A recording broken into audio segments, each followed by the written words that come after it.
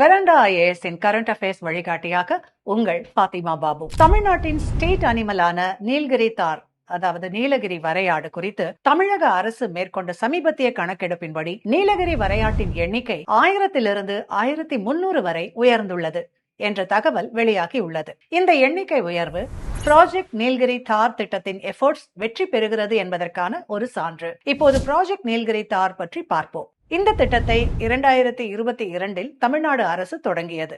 இதன் முக்கிய நோக்கம் 2022 2027 வரையிலான காலகட்டத்திற்குள் நீலகிரி வரையாட்டின் எண்ணிக்கையை அதிகரித்தல், அதன் இயற்கை வாழிடம் ஹபிட்டட்டை பாதுகாத்தல், சயின்டிபிக் மானிட்டரிங் மற்றும் ஹபிட்டட் ரெஸ்டோரேஷன்.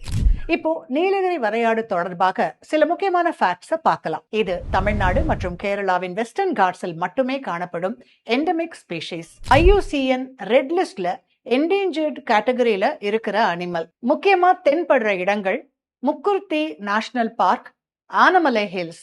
இந்த ஸ்பீஷீஸ் வெஸ்டர்ன் காட்ஸ் பயோடைவர்சிட்டிக்கு ஒரு இண்டிகேட்டர் ஸ்பீஷீஸ். சோ இந்த நீலகிரி வரையாட்டின் பாதுகாப்பு திட்டங்கள் மேற்கு தொடர்ச்சி மலையின் சூழலையும் பாதுகாக்கும். இப்போ உங்களுக்கான கேள்வி, ஆன்சர் தெரிஞ்சவங்க கமெண்ட் பண்ணுங்க. நீலகிரி வரையாடு தினம் என்றைக்கு கொண்டாடப்படுகிறது? இந்த காணொளி உங்களுக்கு பிடிச்சிருந்தா like and share and comment பண்ணுங்க. இந்த மாதிரி காணொளிகளை தொடர்ந்து பார்க்க வெராண்டா ஐஏஎஸ் சேனலை சப்ஸ்கிரைப் பண்ணுங்க. நன்றி, வணக்கம். Veranda IAS, where your dream becomes reality.